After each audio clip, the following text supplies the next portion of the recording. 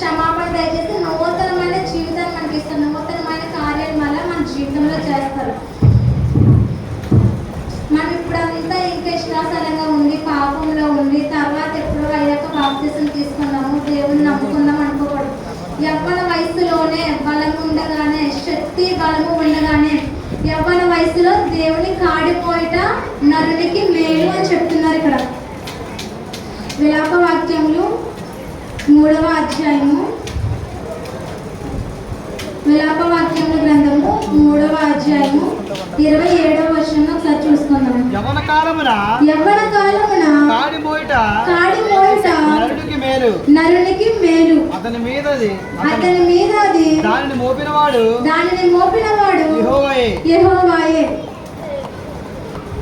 ఇక్కడ యవ్వన వయస్సులో కాడి మోయట నరునికి మేలు. ఆ కాడి నరునికి యవ్వనస్తుని ఎవరు పెట్టారు? ఆ కాడి పెట్టింది యెహోవాయే. కాబట్టి యవ్వన వయసులో మనం దేవుని కాడి మోయాలి. ఈ వయసులోనే ఏమన్నా చేయాలంటే దేవుని కొరకు యవ్వన వయసులోనే మనం బలం ఉన్నప్పుడే ఆయన్ని ఆరాధించాలన్నా, గణపరచాలన్నా, ఆయన సువార్త చెప్పాలన్నా, ఆయన పరిచర్య చేయాలన్నా, ఏ పని చేయాలన్నా సరే ఇదే మంచి సమయం. యవ్వన వయసులోనే ఇదే శ్రేష్టమైన వయసు. దేవుని కొరకు మనం ఏం చేయాలన్నా ప్రతిదీ ఈ వయసులోనే మనం రక్షణ పొంది దేవుని కొరకు సాగిపోవాలి. కానీ ఇంకా మనం మన ఇష్టానుసారంగా ఉండడం అలాంటివి చేయకూడదు. ఇంకా తీసుకుందాంలే బాప్తిసం, ఇంకా సమయం ఉంది కదా, ఇంకా రోజులు ఉన్నాయి కదా, చదువు అయిపోయిన తర్వాత ఉద్యోగం వచ్చిన తర్వాత పెళ్ళికి తీసుకుందామని అలా వాయిదా వేసుకుంటూ వెళ్ళిపోకూడదు. ఈ సమయంలో ఉన్నప్పుడు మనం ఎలా ఉంటామో మనకు తెలియదు కదా. ఇప్పుడే ఆరోగ్యం ఉంది, మంచి వయసు ఉంది, ఆరోగ్యం ఉంది, కుటుంబం ఉంది, అందరి సపోర్ట్ మనకు ఉన్నప్పుడే మనం ఏమైనా చేయాలంటే దేవుని కోసము ఇప్పుడే మనం చేయాలి. తర్వాత మనం చెప్పగలమా 2 సంవత్సరాల తర్వాత ఎలా ఉంటామో, 1 సంవత్సరం తర్వాత ఎలా ఉంటామో మనం చెప్పగలమా? చెప్పలేము. కాబట్టి దేవుడు ఇప్పుడు ఈ ఆరోగ్యాన్ని మనకి ఎందుకు ఇచ్చాడు? ఇప్పుడు ఈ వయసులో ఇంకా కుటుంబాన్ని ఎందుకు ఇచ్చాడు? ఈ ఆరోగ్యాన్ని ఎందుకు ఇచ్చాడు? మనకు మనం చదువుకోవడానికి ఇంకా చదువుని ఎందుకు ఇచ్చాడు దేవుడు? ఆయన మాత్రమే మనం సృష్టించుకున్నాడు కదా. మరి సృష్టించుకున్నప్పుడు మనం ఆయన కొరకు నిలబడాలి కదా, ఆయన కొరకే జీవించాలి కదా. కాబట్టి దేవుడు అందుకే మనల్ని ఏర్పరచుకున్నాడు. కాబట్టి మనకి ఇవన్నీ దయచేశాడు. ఒకసారి కీర్తనల గ్రంథము 119వ అధ్యాయము 9వ వచనం. యవనస్తులు దేని చేత తమ నడత శుద్ధిపరచుకొందురు. నీ వాక్యమును బట్టి దానిని జాగ్రత్తగా చూచుకునుట చేతనే కదా.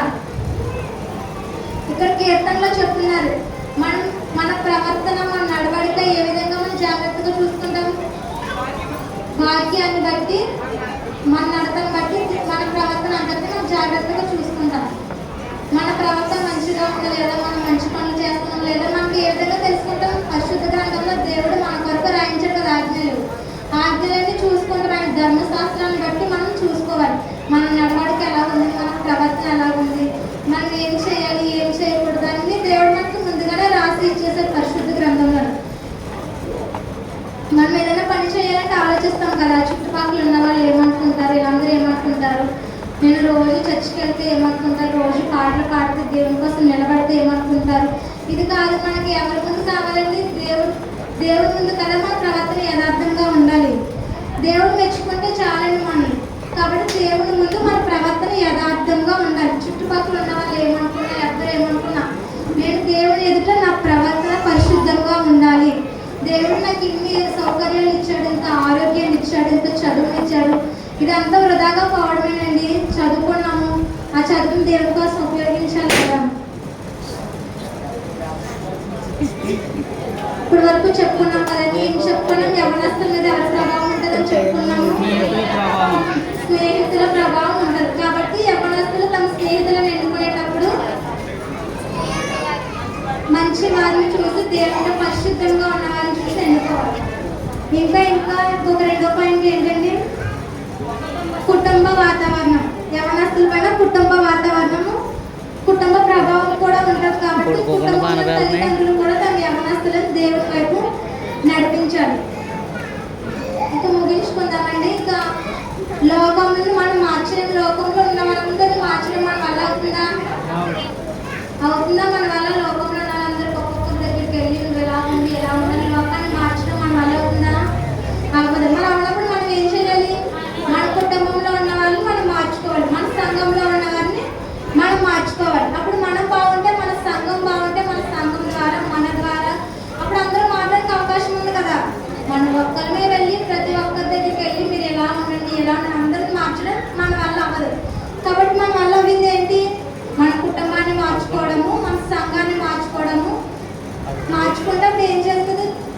చూస్తే మన కుటుంబంలో మనం ఉన్న విధానం అందరూ మారుతారు కదా. కాబట్టి ఆ విధంగా మనం లోకం పోయే మార్గంలో మనం వెళ్ళిపోకూడదు. లోకం అనేక మార్గంలో వెళ్ళిపోతుంది, కానీ మనము దేవుడు చూపించిన మార్గంలోనే మనం నడుచుకోవాలి.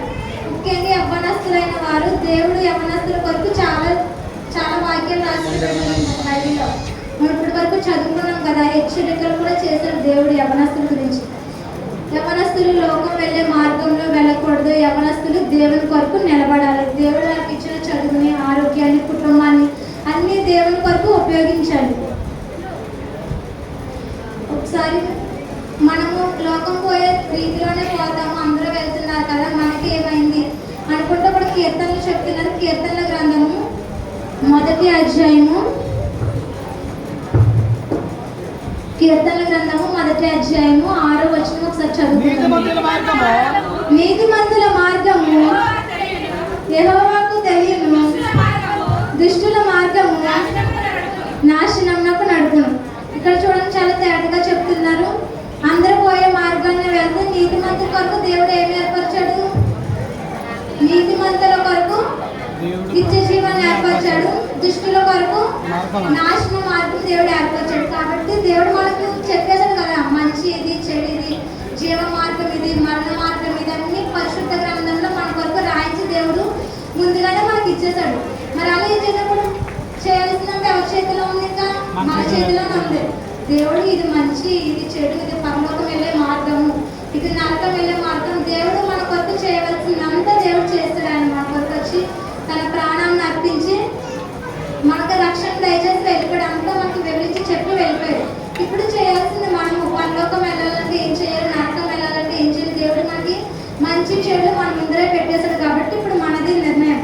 పరలోకం వెళ్ళాలనుకుంటే దేవుడు వారి వరకు జీవ మార్గాన్ని ఏర్పరిచాడు. కాబట్టి జీవ మార్గాన్ని వెళ్ళాలి.